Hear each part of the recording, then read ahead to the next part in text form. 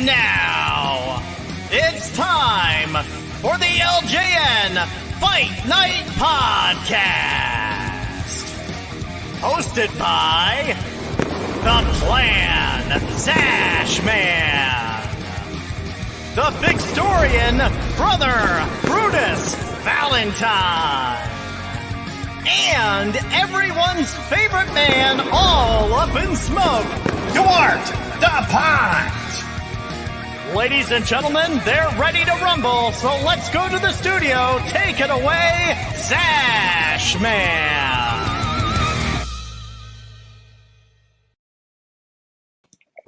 Our time flies, boys. Episode number 7 of Fight Night Podcast. Is it 7? 7. Wow. 7. This is our 7th. Lucky 7. Duarte. Yeah. I can't believe this is number 7 already. It's going really damn quick. I know. Look at you. You look like an international model. Who, Duarte? Yeah, Me, not me. you. Yeah, Duarte. Yeah. Me? I got this little freaking mammoth beard going on. Oh, that's just a week. Yeah. He looks so refreshed today. Look at him. Yeah. New room, new atmosphere. No, it's not smoky. Maybe that's why you guys could see me. Wow. Hey, guys, we've got sick guests on today. I'm going to break it. We've got Smash Ventura and Mike Styer. These boys are going to bust the internet wide open. 2 massive characters with big YouTube channels. Get on, look up on YouTube Mike Styer. Look up on YouTube Smash Ventura. These boys are just unbelievably entertaining, but we'll bring on one at a time. Ladies and gentlemen, Smash Ventura. Holy macaron! Uh-oh. Wait a minute. Guys, there's something wrong here. Hey, it's Smash Ventura, and as many of you who tuned into my lengthy Halloween special know, I was bitten by a pumpkin spice flavored peep. And I'm confirming what Brutus Valentine has thought right along. There's nothing in here. See? What's going on? So let me do my magical special Claude Rains for my inaugural visit here on the show. Ready? Sure. You're crazy to know who I am. Well, I'll show you what I am and who I am. You know what, guys? I'll be right back. I'm going to check to make sure that everything is still intact. I'll be right back.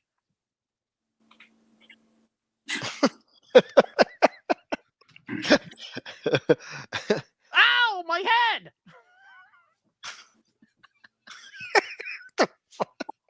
Throwing it to Zaash. I'm still trying to find my head. The other one. I love the cartoon pic, but while Smash is trying to get his face back on, this is just the start. My spleen, my liver. I'll never have children again. Children. Okay. Ladies and gentlemen, Mike Styer. He's muted. One's got no face, one's got no voice. Unmute Mr. Styer. And hear you louder. All right, there we go. Is that better? Beautiful. Yeah, I can hear you now. Okay, yeah. How do I follow that one? Welcome. Well, I'm here nonetheless. Thanks. Glad to be here, fellas. Cool to have you, man. Well, while Smash spends the rest of the episode trying to appear, Yeah. here he is. There he is. Well, let me say after that little stunt, I am thrilled to be here. I love this show, obviously, from the opening credits. But it's I'm honored to be here. Mike is an awesome guy. And, of course, Duarte. That was one of the trickiest names I've ever had to say in my life. Thanks It's for your easy. patience. It's a very easy name to say. Come on. Dude, I was up till 4:30 in the morning. My wife thought I'd lost my mind. She goes, if you say that promo one more time, I'm like, Duarte the Pot,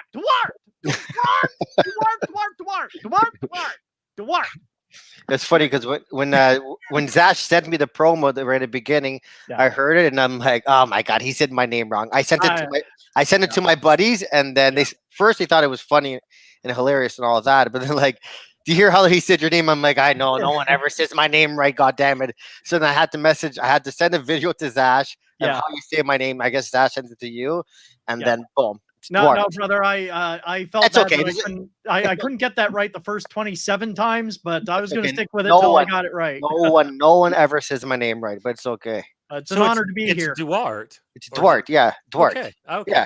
Yeah. Yeah. No, but when Smash did the promo the first time and he sent Duarte. it was Duarte, and it was I can't remember what it was, but I'm so used to people always like messing it up, so it's just like it's common to me, and I'm like, yeah, it's okay.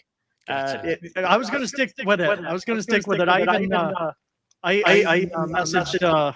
I feel a little echo here. I even messaged Duarte a few times, like, man, does this sound closer? Does this sound closer? I'm like, it's okay, man. It's all right. It's all right. It was just one of those things. It's like, damn it, I'm not going to stop till I get this right. But I was happy to do it, and I love this show, and I feel at home with you guys, so I'm happy to be here. Thanks for having me here.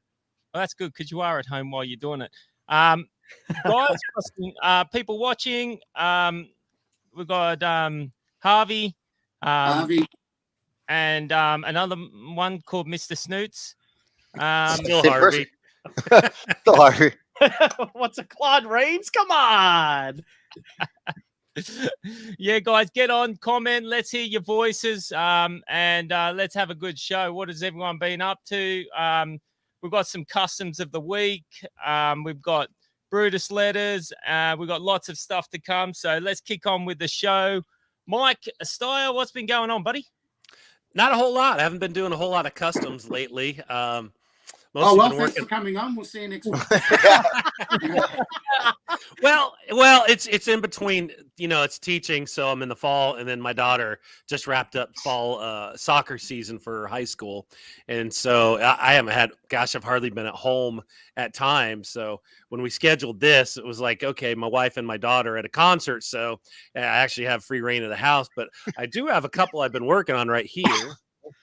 Yeah, I saw the ones you posted today. What is it? It's from a video game, no? Oh yeah, I don't have those with me here because they're downstairs. I'm trying to remember what video. I'm trying to remember. I can't remember. It was NES Pro Wrestling. Oh, I saw those come up on my wall. You did those, Mike? Yeah. So Awesome. the Amazon King Slender, the Great Puma, Giant Panther, all those guys. I had done the Amazon and Starman a couple of years ago, and then someone said, "Hey, why don't you do the rest of them?" Hell, it only took me 2 years to actually get to it, and then when I got to them, I'm like, "Hey, these actually didn't turn out too bad."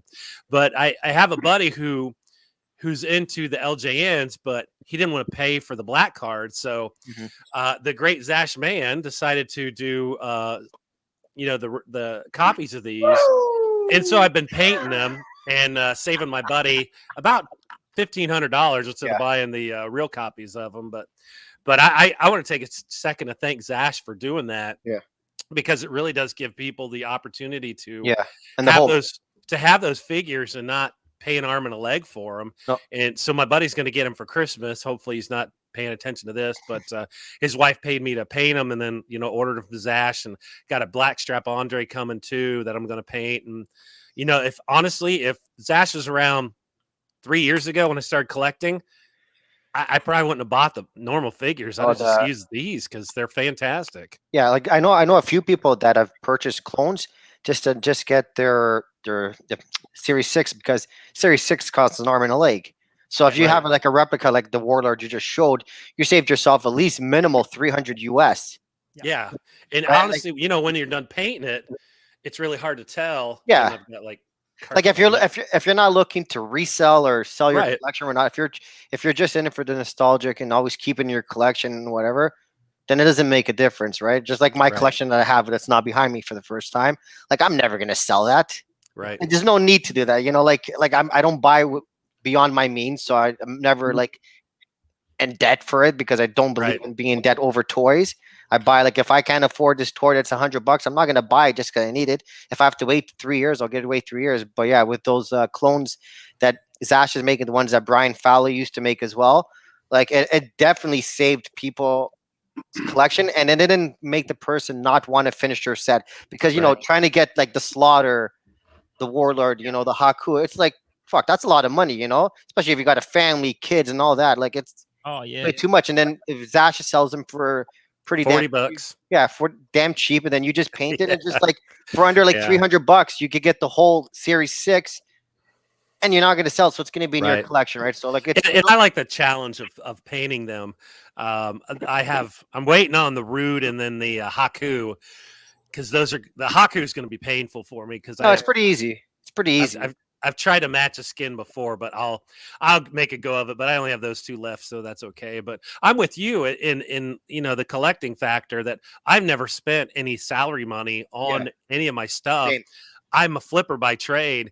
In fact, I tie my wrestling stuff with my other toy collections. Like I just got some of my grails from 1970s toys, like a Rodan figure, a Rom Space Knight. No idea. Yeah, okay, well, they're big monster toys. No, I believe you. I believe you. And I didn't spend any money other It's than past my time. other than just kind of swapping my stuff. But here's one. I've got a buddy who has a USS Flag, the big GI Joe aircraft carrier that's 6 foot. I'm selling some of my customs just to get that. Yeah. So it's like I tell my wife it's Peter, it's Peter, Rob, and Paul. But at the same time, it for me it's great because I don't spend any money. It's just doing what I love and then getting other things too with it. Yeah, and to go with the story with those Series 6, like some people start collecting a set, they get the commons like the Hogans, King Kong Bundys, whatever. Then when they start getting to the last series and they see how much is, they're almost like shit. I can't afford this. Then they stop collecting, and then that's it. And then they sell it out.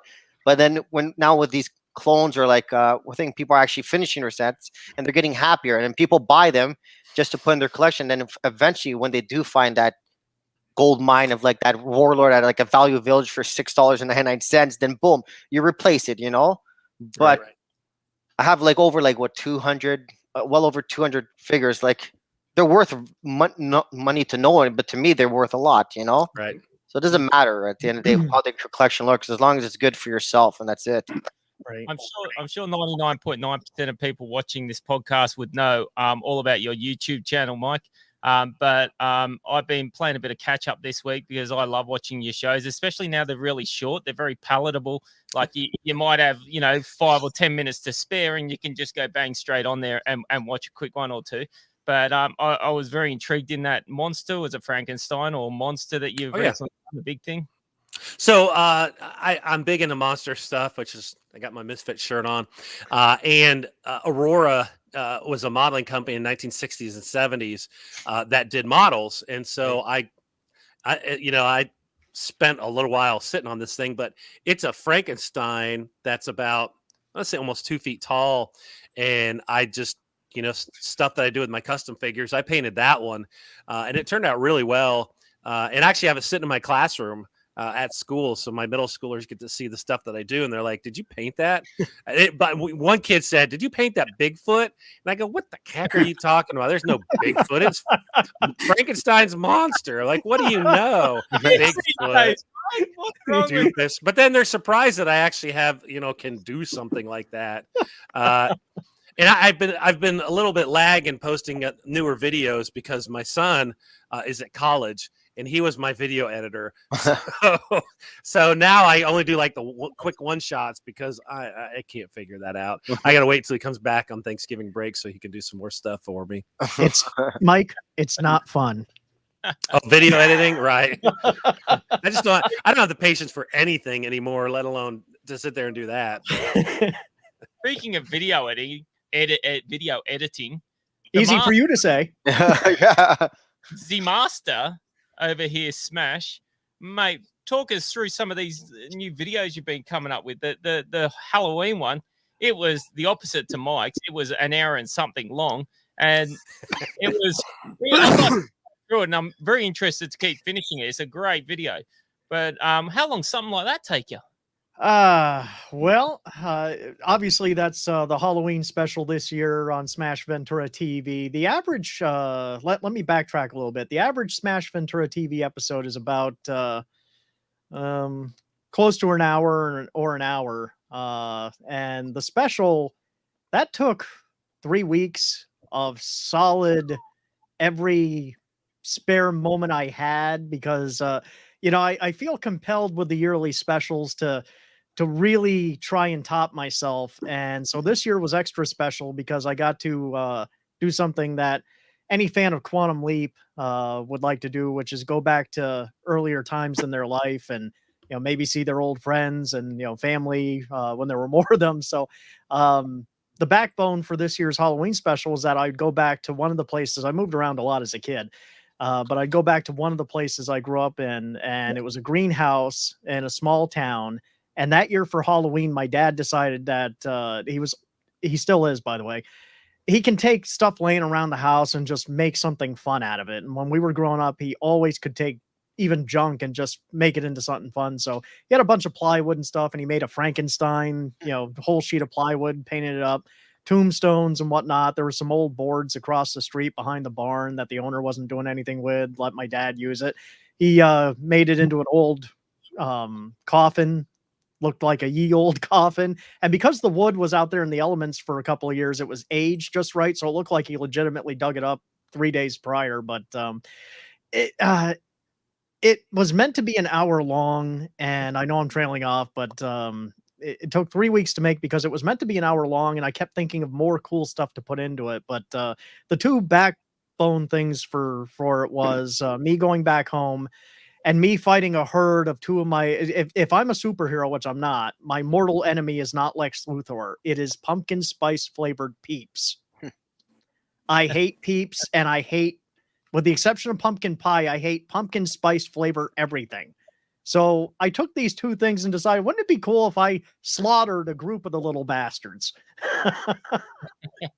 So long story short, that and some other cool stuff that I put in there. That's why that was so long. And thankfully, Smash likes playing with his knobs. Okay, who is that?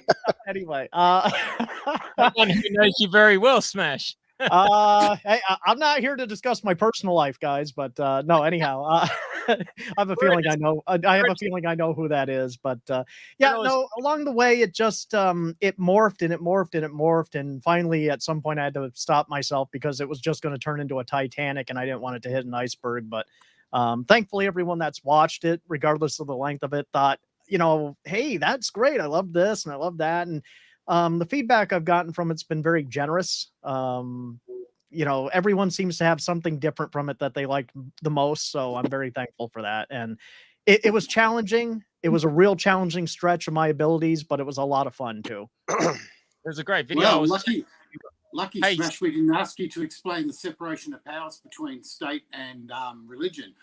Well, it begins with me telling Brutus Valentine very politely to piss off. Hey, Brutus, I love you. I love you. in one word, how would you explain Halloween in the 80s in Australia? What? Oh, in one word, non-existent, and that's not a hyphen, or Jamie Lee Curtis, which is actually 2 words. So non-existent.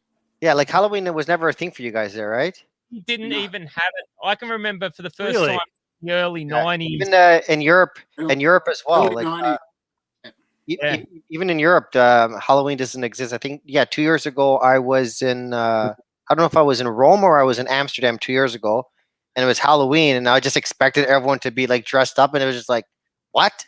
It's Halloween, and like no one does anything. Yeah. All Hallows Eve, October 31 precedes All Saints Day on November 1st. And essentially, I'll probably be corrected by people, but the origin was all the demons and the devils and the pagans could go out to play.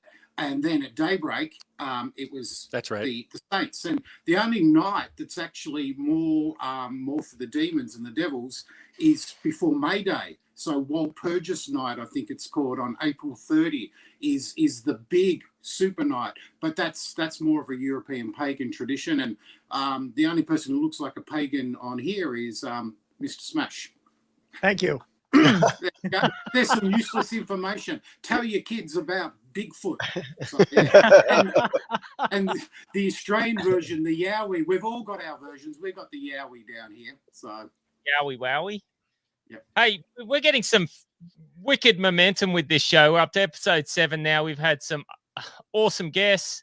We've had some great custom hacks from some awesome customizers. We're yet to get one off Mike. We have to hit him up for a custom hack segment.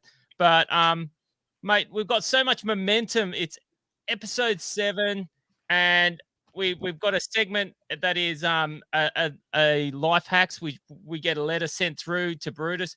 Now, obviously, with the popularity of the show, our letters are growing and growing in the piles. Brutus can only do one a week, but still send your letters in. Brutus will get to you when we can.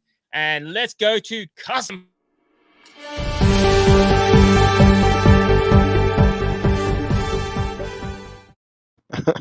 I love it. Awesome. Have to move in the distance. We've got another letter sent in this week. Thanks, guys. Keep them coming in. This one is from Knackers Nankervis from Dubbo, Australia. So a letter from down under. He writes, Dear LJN Life Hacks, I've got a question about cultural differences. I see US guys say they are having a big night on the grog and they're carrying a 6-pack of light beer. Light beer, is that a joke? Does anyone drink it for real up there? If I want a big night, I would start in the morning and guzzle a slab of VB or 4X, then some Bundies and a goon bag or two. Down here, we only use light beer for the toddler's table at Christmas. And then we wean, I'll repeat that. Down here, we only use light beer for the toddler's table at Christmas. And then we wean them off it by the time they get to primary school and start them on the Bundy. So am I missing something? Or am I just another Aussie pisshead? So Knackers Dan Curvis from Dubbo wonders about light beer. I don't even know what the question was. What is it? Is this question answering? Is light beer? Do guys really like light beer up there in the US and drink it a lot?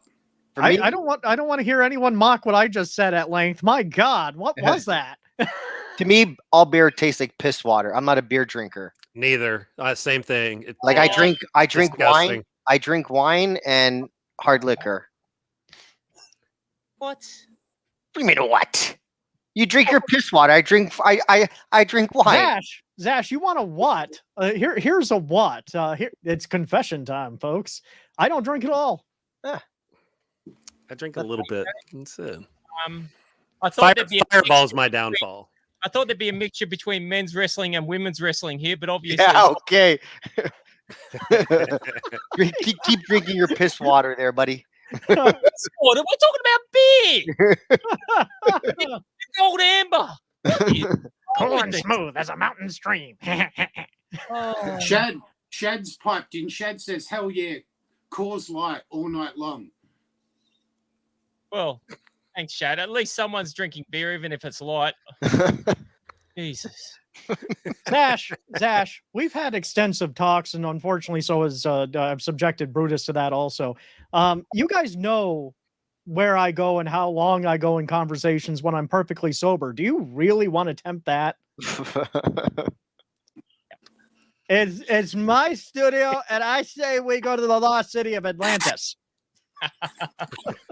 Good job on that letter, man. Drink what you enjoy. We all know what we like. So for me, it's a nice cold beer on a hot summer Australian day, sitting around a barbecue. Come on. Come on. That sounds good. On. Yeah, but you know what? The problem with the commercials is that there's always these hot chicks in skimpy bikinis running around, and I would just end up going, maybe I'm putting too much ice in mine. You're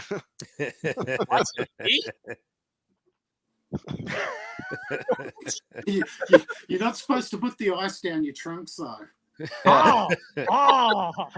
Brutus Valentine to the rescue with daily advice for crotch. It's when please send in a letter. we need a real letter because that might be the last one. Are you still, Mike? Are you still doing your rings or no? Yeah. They take so long, and my other problem is I work outside with them a lot. Yeah. I put stuff on it to get the sun to kind of get the white to come back through. And I live in Ohio, so A, it's colder now, and B, our daylight is like 2 hours a day, and I'm teaching during that time period. But I'm actually just going to redo a total LJN ring. I've got one that I just took the stickers off, and I'm just going to make it look like an original one. So yeah, I've got 3 downstairs yet. That's just it's just one project after another that I've got lined up. And I probably have like 40 customs to do, but they're all at different stages, and it's just me sitting down and actually getting done to them. But it's just hard to display all these rings. That's the problem. I have a big basement, and my wife never goes down there, so pretty much I have free reign down there for my. I said basement, not anything else. Brutus, get your mind out of the gutter, Daddy. Anyways, so so I have plenty of room down there to display them, but I'm running out of room. So I think I've got 35 total rings down there. Them recently, you auctioned them or something happened? Oh, I did. Well, I wanted to raise money so I could get some of my other toys and stuff, but I didn't end up selling. I ended up selling one of the original LJN rings, but I had an Ultimate Warrior one that I thought about getting rid of, and one of the LJN rings that I had done, or the Rock and Wrestling ring. That's the one, the Rock and Wrestling ring. That you're willing to sell your ring to get more toys. Is that right? Yeah, because I can always, and that's how I am with my customs. Is most of the times I make them for myself, but if someone says, "Hey, do you?" That just went straight over everyone's head, didn't it? Oh, I totally missed that.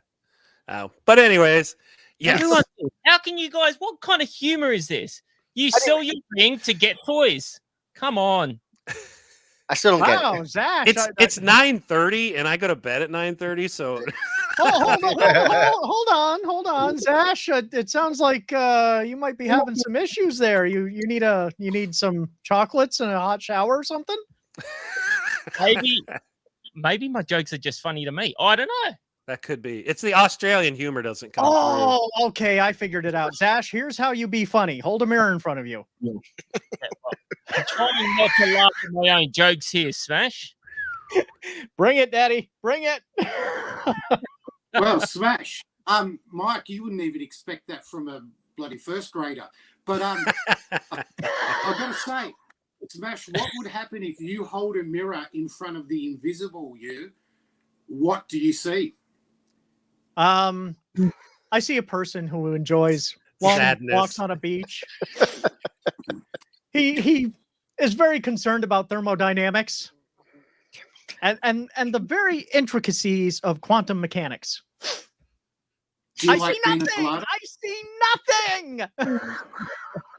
Hey, Duarte, do you have something organized for this show? Because it's kind of going nowhere fast, so I want you to bring it.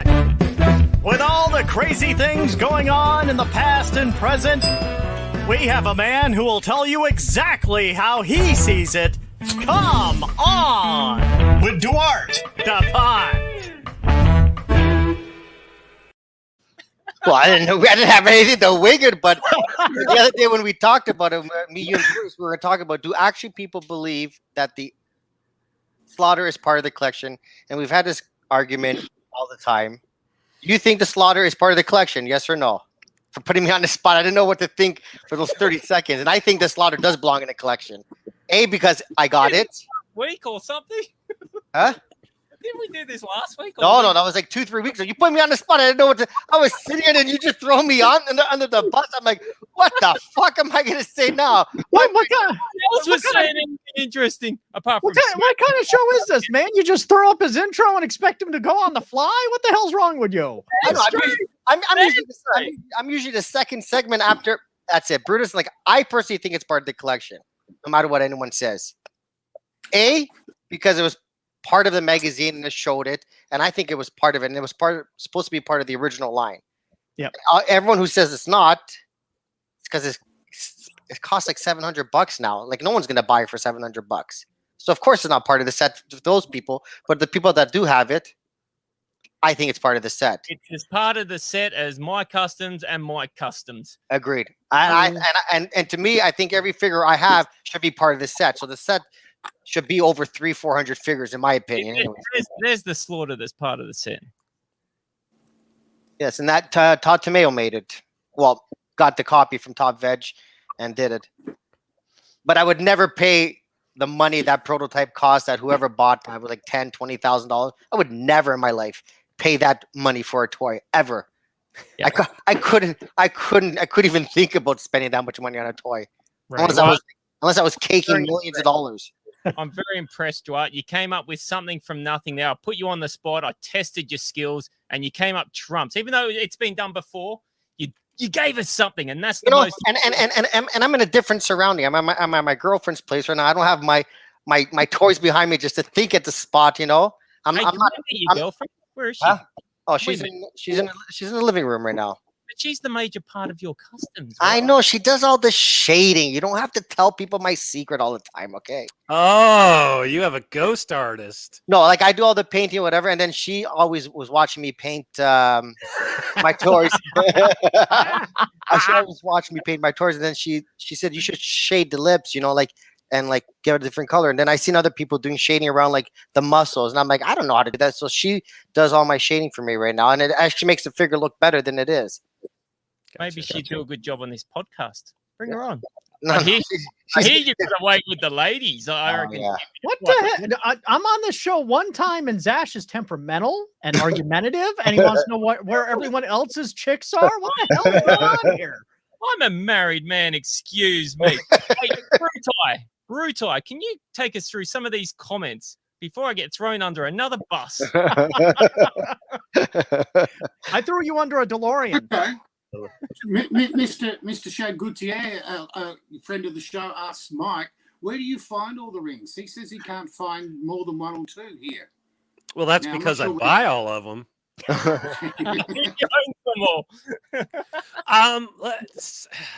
Like Mercari and eBay, but I also have people who right away when they see one, they'll send me a message and say, hey, here's one that's really cheap, and then they'll jump on it. But I also have people around where I live that have given me rings before too. And so I don't know. I've got a pretty good eye for finding them. I go to a lot of toy shows too in Ohio. So most people there don't know what they have. So if I can find one for like $50-$60 and, it doesn't take too long to actually, put them together once I actually have them. So that's it too.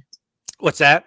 Use the Jax rings as well. Yeah, those really, because I feel bad for changing an original LJN over to a custom. Yeah, but if it's damaged, if the stickers are gone, right, then it's like I think I have like 7 rings, and only one of them is original that was my personal one. Right. And every other one that I got afterwards, like the stickers were completely off. Yeah. And whatever, and there was like maybe a minor crack where I put like some epoxy and I just filled it in. So like at that point, you could really customize, but it's next to impossible to find them, or at least where I'm from.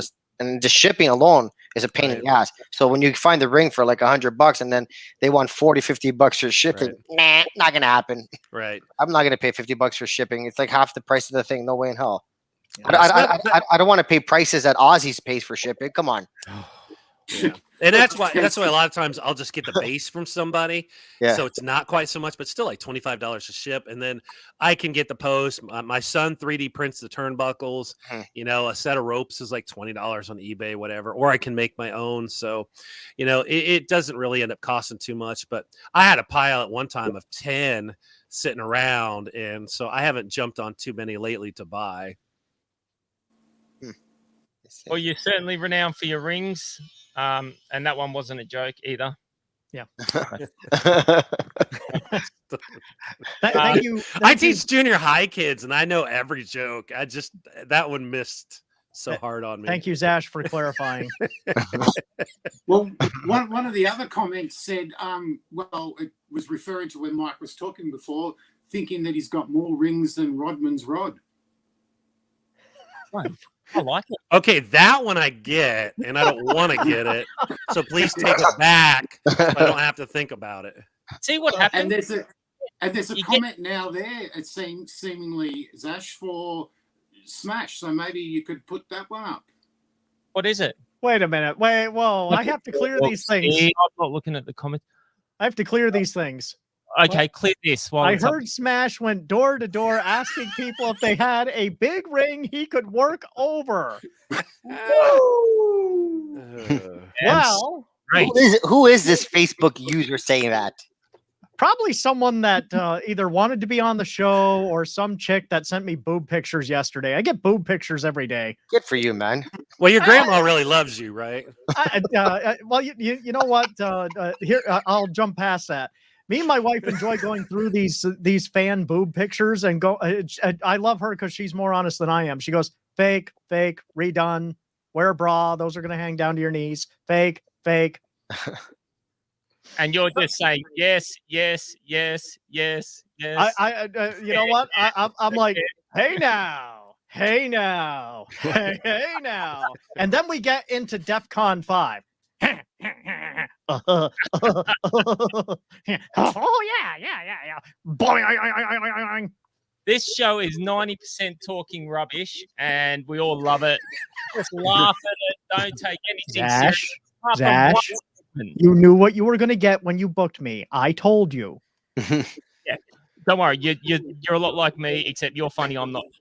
But either way, there is one segment that we take very serious, and it's become the most popular segment on the show, and it's coming right at you.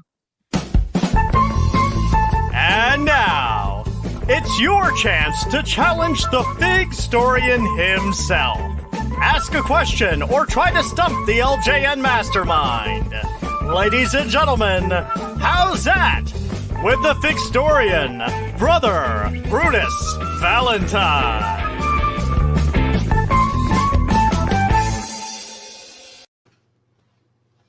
That serious face. He's ready. He's ready for the first question. See if he could stump them or not. The man, the myth, the legend. Here it is. I've got no questions this week, but I have got a proposition, and it's actually a serious proposition, which sounds a bit odd. I was talking with my printer, who printed the book and prints the other ones. There's a chance of doing a special limited edition hardcover collector's copy in black. And the thing about that is it's going to be quite expensive because it will be limited to a certain number. So I'm putting it out there if people would be interested in that and would be prepared, obviously, to have to pay a lot more to get that limited signed and numbered collector's edition as hardcover black for display. So that's a serious thing that I put out there. Okay. So take us through that. Take us through it again. You're putting it out there that you're doing a hard copy. Is that right? I'm not doing it unless people do it because I have to get a certain number. It has to be at least 100, and I wouldn't want to do no more than 200 because that's not very collectible at that stage. So the chocolate upper one, particularly for display, and but unfortunately, because it's hardcover, it costs a lot more to print, and because it's a limited amount, it costs a lot more to print, and because it's heavier, it costs more to send. So it's going to cost about. Is this a second series of your book? No, it's just the same book except in a collector display, because what I didn't realize, I've never seen any books I've written, and this is about number 100 actually, displayed, because why would you? But people started displaying the books as part of their collection, and I never expected that, and I was really surprised and quite heartened by it. So some people have asked for a hardcover, and hardcovers cost more, and they said, well, what about a black card hardcover? So I'll change the colors to black. And so that's the thing, but it will cost $30 US more than the current one to make and send over. And cost more for shipping as well because it's heavy. It's heavier. Yeah, because this was engineered to be 876 grams, so it would fit with the packaging to be under a kilo. Otherwise, the postage would have gone up almost. How many inches is that?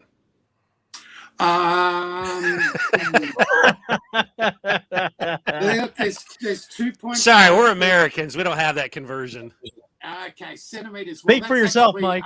That's actually weight. So it's just. He's speaking millimeters. The book itself was just under 2 pounds, and 1 kilo is 2.2 pounds, and it had to be under 2.2 pounds to get over. Yeah, but if you do the shipping how you did last time, you send like a massive package to the US, massive package to Canada. That's the other thing. So I remember you sent like I think 10 or 12. I can't even remember how many books you sent to my house. Yeah, and all the guys around the GTA came to my house to pick it up. And that worked perfectly. Once people knew about it, I was able to ship. There were forum boxes, and guys like James Honeycutt, Michael Weems, they were organising it. Duarte, you organised one for your guys. And I pre-packed them. Yours weren't pre-packed, but for the US ones, and then they were just sent by media mail. Your media mail is so cheap in the US. So the thing is, it's the same book. It's just hardcover, and it's instead of blue, it's black, and I have a couple more flourishes on the cover. And it's really just a collector's thing of 100 or potentially 150. The price comes down, or 200. But you know, it's just about only if people wanted it. And if not, then they don't have to worry about it. All numbered and signed, and And you are you guaranteeing you're not bringing out any more, or is it limited to 100? No, there'll be no more printed. I think there'll be people fighting over them. Personally, I don't think 100. I think you'll have many more than 100. Oh, you definitely got one with me. You got one for me, so chalk me up for one. So that say on that, because that's up to the people. But if it was 150, that takes $10 off the price, just printing at that higher volume straight away. And then at 200, it takes another $5 off the price. But after 200, I don't think it's limited. You know, it's like you got. I think 100 is a good number, and you get it out. Whoever wants it wants. Whoever doesn't. But that says he's down. You're down. You got me. So you need another 98 people to go, and there you go.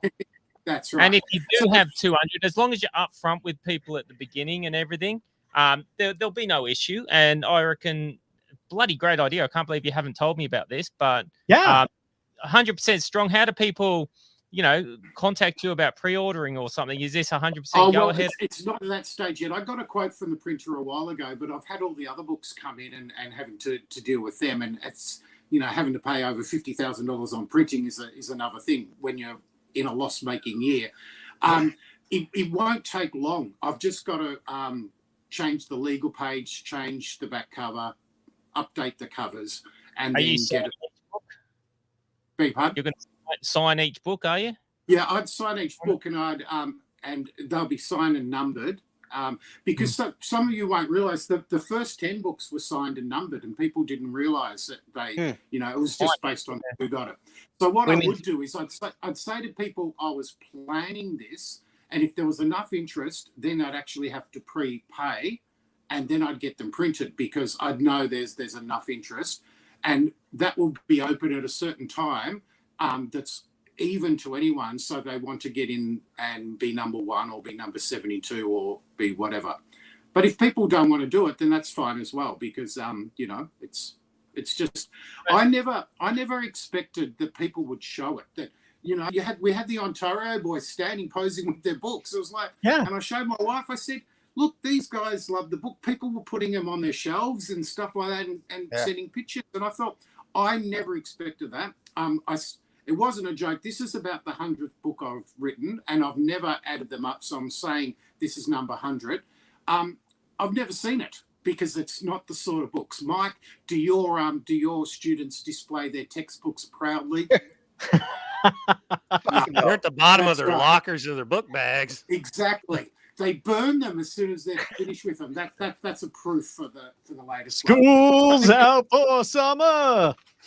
So it caught me by surprise. So anyway, how do people show their interest? What do you want people to do that are interested? Oh, they can just message me, and if there starts to be a groundswell, I'll put out some official announcements. So, well, there it is, guys. You heard it first on the Fight Night podcast. If you want one of these limited edition books, we've got to show interest. We've got to show everyone that we want them. We'll show Brutus that we want them. So get out there, voice it, and let's get these limited edition books rolling, because we all want one in our collection. I just want to also thank Ben Smash Ventura. He doesn't want to be called Ben. That's his Facebook name. Smash Ventura.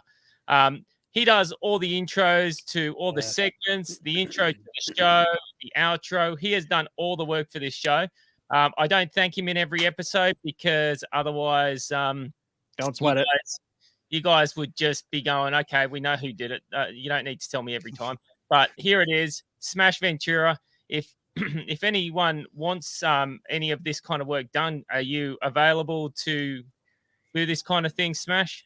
Absolutely. The only problem is you guys got to get in line. But Zaash is one of my very happy customers, as he just expressed. So I can guarantee that it's well worth the wait. So you want the Smasher? Come get him. I may need one for my YouTube channel. Nice. Bring it, Mike. Bring it, man. And the only thing is that it ebbs and flows. Sometimes my demand is limited. Other times it's overbearing. So like, just let me know. And I've got a long list of people in line, and I'm happy to help wherever I can. And it helps me too. Hey, Brutus, a question for you real quick. Were you ever have you thought about doing a second edition for your book? Not a second edition of this, but there is a book too which has had fairly strong development, and that's the figures that were not released, and Zaash knows quite a bit. Duarte knows about this as well, and so it's about 110 profiles of guys who didn't get figures, who all got some sort of push during that golden age, including the women wrestlers. Okay. Now, it relies on the customizers making the figures, and I've actually had to make a few digitals as well, because these are guys who aren't popular, who are not likely to get a figure. And like Smash, it's in the queue. The next stage is I have to start to research for all of their profiles, and hopefully around about June next year. So book 2 is the unreleased figures. I actually have a list. Zaash has seen this a while ago. I think Duarte's. This is a list. Yeah, I've seen that. Wow. Of the people on it. I just pull out one name here. Mr. Wrestling 2 as an example, right? A Giant Machine as an example. Dangerous Danny Davis. So some of them had customs, but some like Steve Gatorwolf haven't got a custom, and he got a little push, not a big one, but a little one. Okay. Yep. Well, there it is, guys. We've already got people writing here saying that they want one of these books. So take my word for it, Brutus. You're going to sell them. I just know it. Your one was so popular, and no doubt. And when you're gonna, if you number them, are you numbering like in the book, or you're like writing by number one out of like 102, or are you gonna have it like etched in the book somewhere? No, it can't be etched in because I print properly, not on demand. That's how I'll get the quality of the pages. So what comes is what comes. So it'll just be on the front page, and I'll have to improve my writing significantly. Will you have one of your lapdogs numbering them and signing them for you since you're so busy? No, I'll do it. And those who had to sign one, because that's the other thing, people ask for a signed book. I had to create a signature. So I should find you one of the proof copies where I actually had to make up a signature, and it took days. Because you just put 2 letters. You put BV. Yeah, it took a long time to do that. What do you mean? You were like this, boom, done. Come on, it took you days to do that. Get out of here! Wait a minute. So this whole Figgstorian gimmick is a sham. He only writes 2 letters, and it takes him that long. Okay, who's the secret guy behind the curtain then? 2 letters. Like if it's a full signature, okay, but BV, boom, done. There's not much you could do. Wait a minute. I know. He's a cyborg, and the nuts are starting to come loose, right?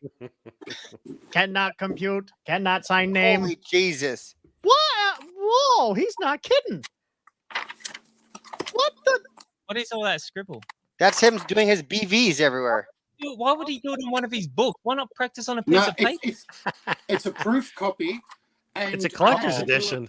It's guys. Copy, and it was about the pen not smudging either, because a lot of pens smudge on gloss paper. Yeah. So if I did it, and then it goes for a 3 to 4 week trip, and it's just all like that, then it's all crap. Guys, I just realized something. We all have to get away from Brutus quickly. This is how The Shining started. All of a sudden, he's going to be writing BV all over the walls and on my butt. Both cheeks, baby. I got huge. You might see test. That's testing different pens. Yeah. Oh yeah, that's smart to see if it did smudge, especially if it's going like a 3-week trip, right? So you find one that doesn't smudge, and then you're like, which pen was it again? And you have to start all over again. Yeah. I'm frightened. I really am. Guys, before I let the show get too far ahead of me, like I have the past couple of weeks, and the show goes on for hours and hours, I'm going to shoot off to the next segment because we've got 2 segments left. Next segment's custom hacks. And the segment after that is customs of the week, which shows everyone's customs on that's been put on the Elite Customs group throughout the week. But custom hacks. 2 weeks ago, we had Kevin Swales do an awesome custom hack for you all. Last week was Caleb Langford that did a smashing custom hack. If you haven't seen them, get onto YouTube, find the last 2 episodes and watch them custom hacks. But this week, we've got Joseph Palmier doing a great custom hack. So let's shoot off. Are you a customizer? New to the game? Or looking to learn some new moves? Well, join us as we take you behind the curtain and backstage with Zaash Man. Ask him questions. Learn all of his top secrets as we give you custom hacks with the plan Zaash Man. All right, so last week on the podcast, I talked about how I mix my millie putt with water to help for smooth seams when making custom wrestlers.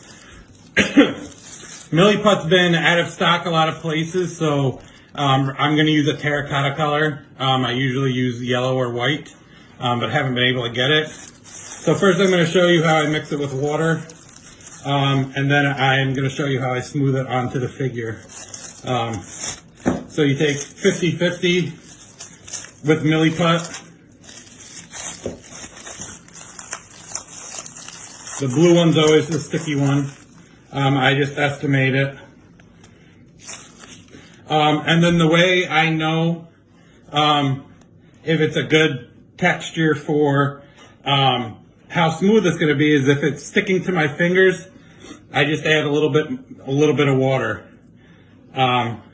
So I'll mix this and knead it together.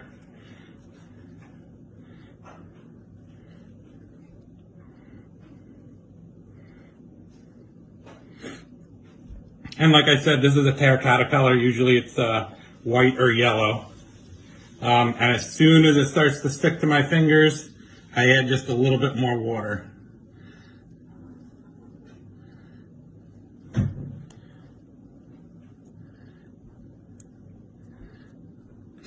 Once it's nice and mixed and you can't really tell a difference between the 2 colors, the gray and the terracotta color. That's when you can use it. I don't let it sit at all. I put it right on the figure as soon as it's mixed real well.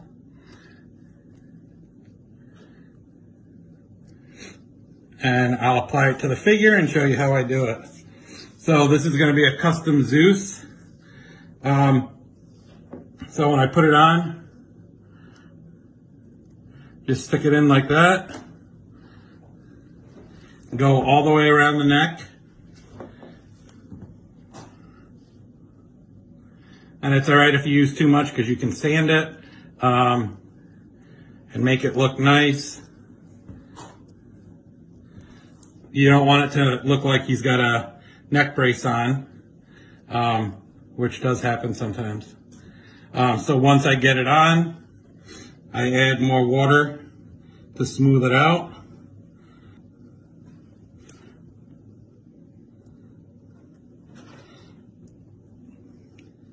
And you want to press really firmly where the rubber is going to meet the millie putt, and you won't have any lines. So get it mixed in really well right there. Then get the back.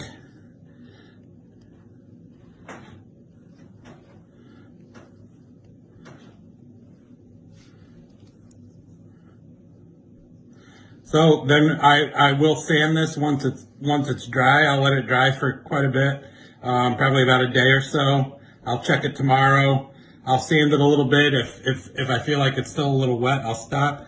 But this is how the net comes out. And you can paint over it. So there you go, guys. Wow. Okay. Awesome, Joseph. What do you think, guys? I've used that technique before too.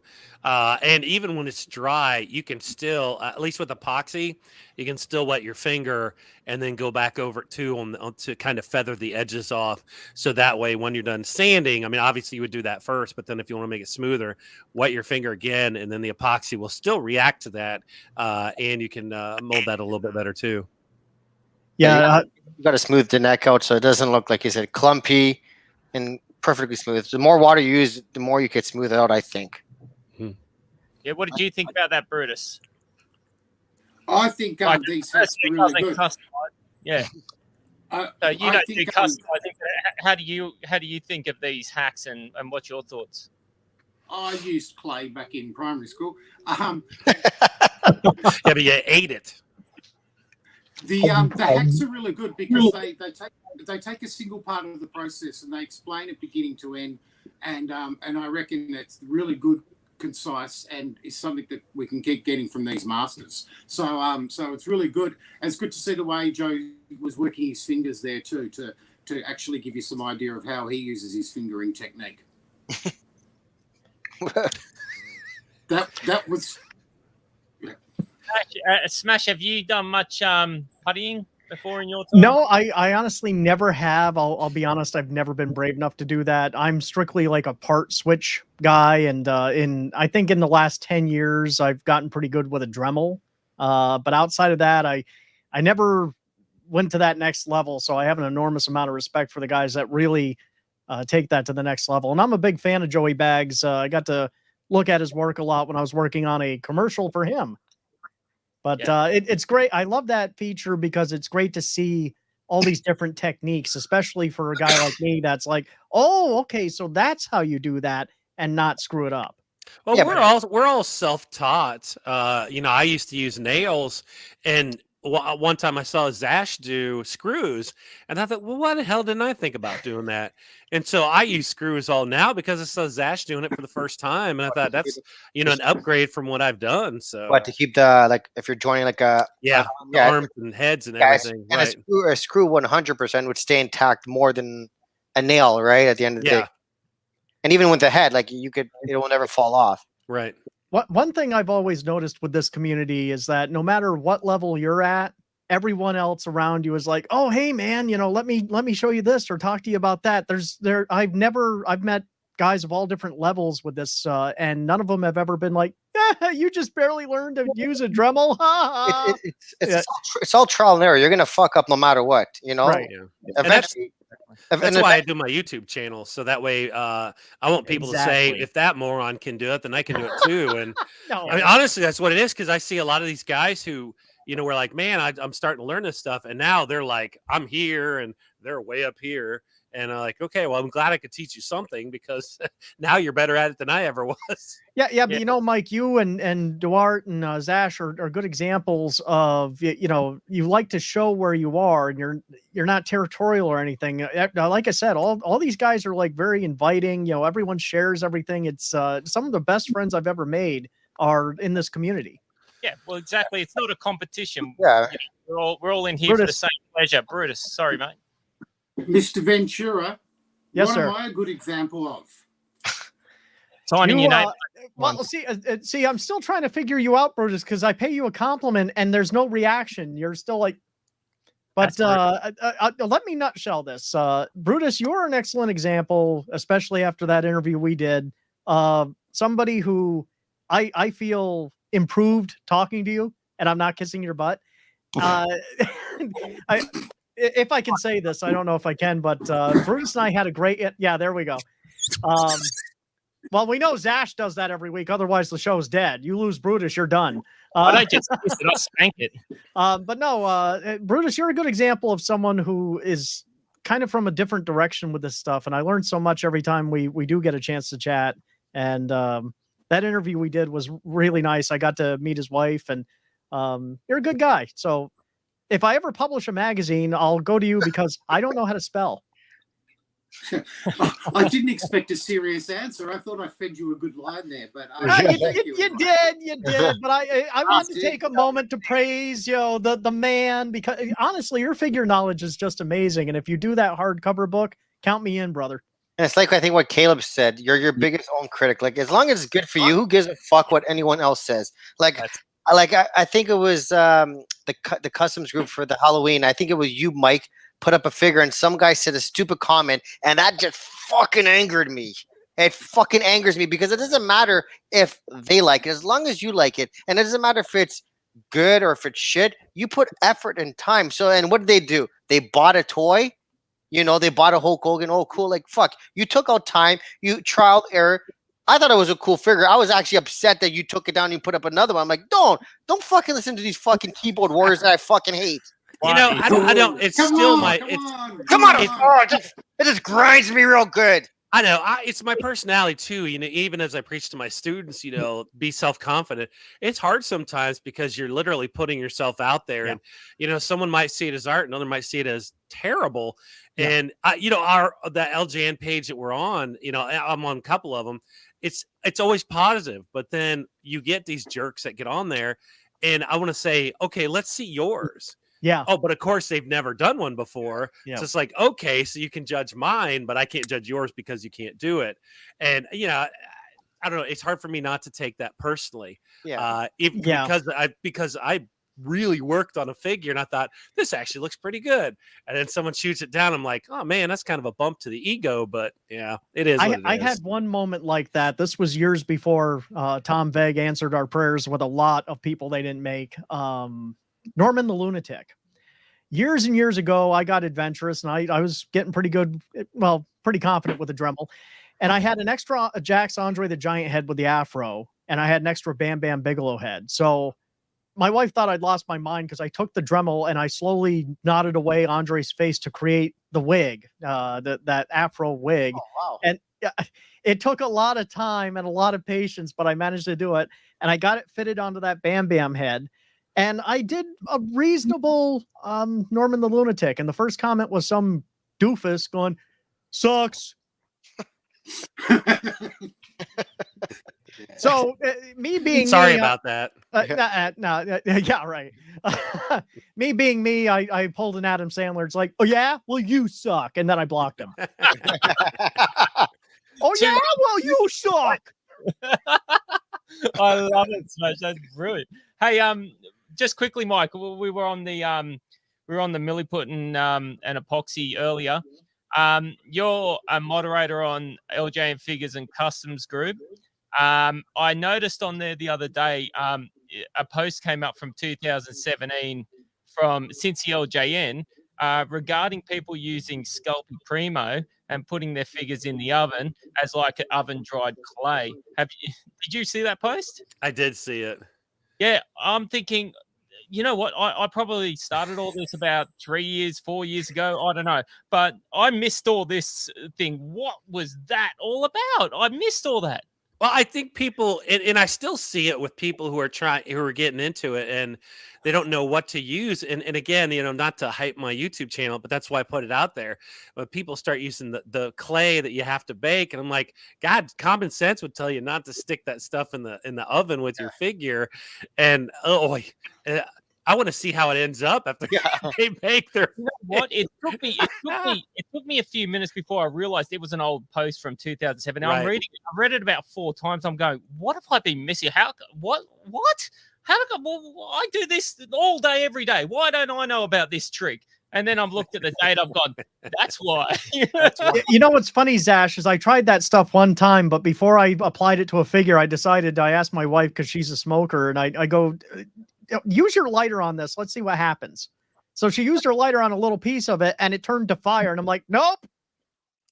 Well, I'm going to shoot off the customs of the week, guys.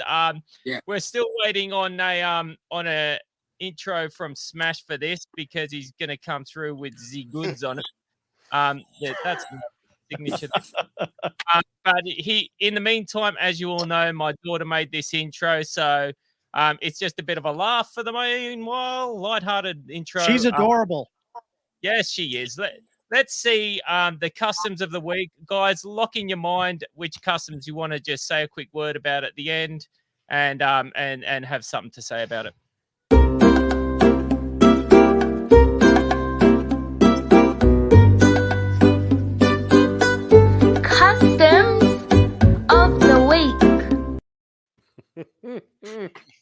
I love it.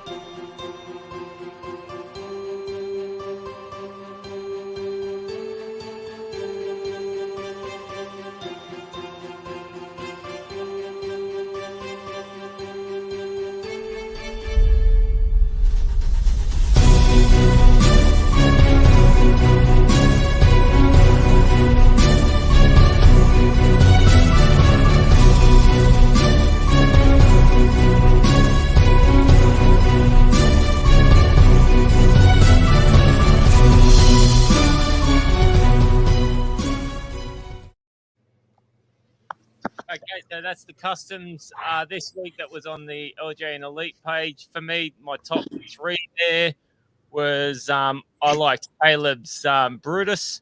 Sin Bodie's Andre the Giant just about broke the internet. That's gone crazy. And Duarte's Bobby the Brain Heenan I thought was very clean and just really cool. You know what's funny about that Bobby the Brain? When I posted that, I got a message from Joseph Palmer, and he's like, "You know who this could be a custom of?" I'm like, "Who?" He's like, "Brutus Valentine," and I just had to laugh. Make one into it. Do it. That Bobby Heenan one that I made. Palmer goes, this could pass for a Brutus Valentine custom. And another one was Peter Paulos's Hasbro collection of LJN figures that also nearly broke the internet. That was a smashing little set. But Brutus, let's hear from you first. What did you think of those? Okay, the same. So many good ones are there, and a lot of the regular guys continue to make great work. Sin's Andre, my favourite custom of all time was always the Andre with the beer from a few years ago. Yeah, I think. And Duarte, you remember Casual Andre drinking the beer? And yeah, was Rocco's collection, I think. I think it was Rocco. And I think he got it from Jamie Reyes, I think it was. Good. And the beer can looked small in his hand. Yeah, I think Rocco. Yeah, he had it, and then he sold his collection. I ended up doing one of those too. That was pretty fun. Yeah. And Sid's pumping out so much good stuff. But look, Peter Poulos that's the completion of his work. It's the LJN set now in Hasbro. Right? And I've been looking forward to the completion of that. And that speaks for itself. And wouldn't mind knocking that into a 2 or 4 spread into book 2 as well. And you have a look at some of them. Some of them are better than Hasbro's, and some of them actually look better than their LJN characters as well. So, he's great. Peter this week. Yep. If you want to find Peter's stuff, I think Pete's Wrestling Customs something. If you type in Pete's Wrestling Customs, you'll see his Facebook group pop up. And I have a serious question for you guys, because you guys know much more about it than me. Has anyone done Bobby Heenan when he had the perm in mid-1985? Not that I've ever seen. Yeah, I can't think of it. It will be done now. You've mentioned it, I'm sure. DDP. I like the guy who I've been watching to see his custom is that Canadian guy Claudio Paroli or Claudio. But he does like 10 customs at a time, and he's been showing me a lot of his work and sending me messages.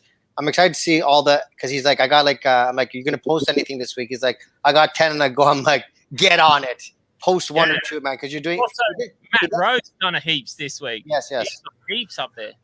And that's why I think I do customs too. And I do like maybe 10 at a time because I get very bored easily. Right, so I'll do one this one. I'm like, oh, I'm gonna do this guy, and the reason why I finished those 5 is because I was waiting for my girlfriend to finish the shading so I could give them a nice spray so I could post them. So it was her delaying my customs. I mean, your girlfriend. Come on, come on, Mike. No more loving for him. what do you think of the custom? There's some cool guys coming up that are new to the scene. That Andre that Sin did was next level. I love a lot of his work that he does, and I honestly don't buy a lot of customs other than your figures that you do and you make copies of for us. But man, I would totally buy that Andre. And that's so I look and see if I can do it myself, and I don't think I can do that Andre and do it justice because it's just it's beautiful. I hope he ends up copying that, and then then I could paint it. But it's so good. Oh, you could paint it. Is that what you meant? You mean you couldn't cut? Look, that's 3D printed, Mike. You can't. See, I don't understand that. I've got a 3D printer. Like, how does he? Is it layered then? Yeah, he goes on ZBrush and designs it and pulls in different parts and figures and whatever he does, he's doing a great job of it. Yeah, but to hand sculpt that is you got to be friggin' Michelangelo. Yeah. So that's like different pieces that he's put together. Yeah. Because I clearly can't do that in one shot. But man, and even 3D printing, my son does turnbuckles, but it's not perfect. So man, whatever he's using, maybe I just need to ask him for the file then, or buy the file from him. No, yeah. Do that because he'll probably sell it to you as long as he takes your word that you're not gonna sell the file and make millions. But how about you, Smash? What about you? You're like forcing me to choose between children here. I mean, I'm familiar with Kevin Pelkey. I love his work. I think Duarte did the Sting and Flare, the Sting with the green black. That wasn't me. That was, I think, Paul Mary. Paul Mary, okay. Joey Baggs is another one of my favorites, but I have to. I'm going to sound like I'm going with the group, but Sin Bodhi's Andre just blew my mind, and this is after I saw him do the Bundy. So I mean, he's like. They seem over exaggerated, but in a cool way, like in an 80s way. And I don't know where he got the idea for that, but it's just amazing. It's his interpretation of like the figure, which is there's nothing. Yeah. He has a different technique that you know what he's doing. Yeah, it's great work. It's very imaginative and it's very different. And I like it. Can I just mention Kevin Pelkey because he's another one that we haven't discussed in this section tonight. Look, that Legion of Doom that he did, I don't know how closely you guys have looked at that, but that is so good. It's so spot on. Kevin Pelkey has done a wicked job on that Legion of Doom. And anyone who picks that up, contact me if you want the shoulder pads because I can make them fit perfectly. That's a plug for me as well. Kevin's a good friend, and he's another one that blew my mind. He digitally puts different figure parts together, and he can swap them and switch them and stretch them and squish them. And I had him resize a few heads for me that were a little too small or a little too thin. And he was telling me a bunch of stuff that sounded awesome, but I'm like, and could you repeat the thing before the thing? Yeah. Okay, just finishing up, guys. We're running over a little time again, but Brutus, anything in the comments that you want to speak about? We haven't got a prize this week for comments, but look, next week we'll probably sort out a prize for the best comment. But what's going on tonight with the comments? Anything? Oh no, just the guys joining in. A lot of guys listening. I think if we did have a prize, it would have gone to Shad. Well, that comment there, yeah, Shad put up Dwarf's Heenan is legit. And someone replied, so is Gimli's.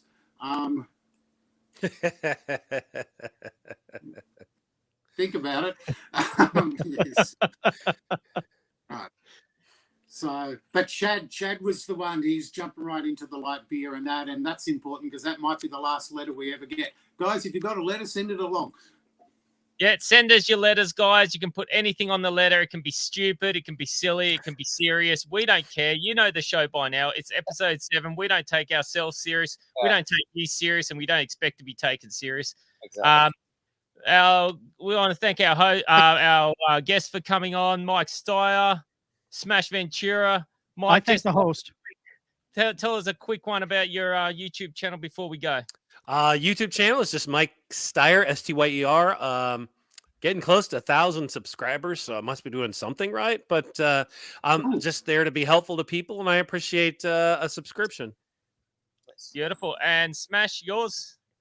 I'll just make it short. I'm doing a little bit of everything everywhere. So Google Smash Ventura. There it is, guys. These two guests today are massive YouTubers. They've got big channels, and hopefully you guys can get on there and have a look and subscribe to their channel and subscribe to this one while you're at it. But thank you, Brutus. Thank you, Duarte. Thank you, guests. Another fantastic show. Thank you to everyone for watching, and we'll catch us all next week on LJN Fight Night.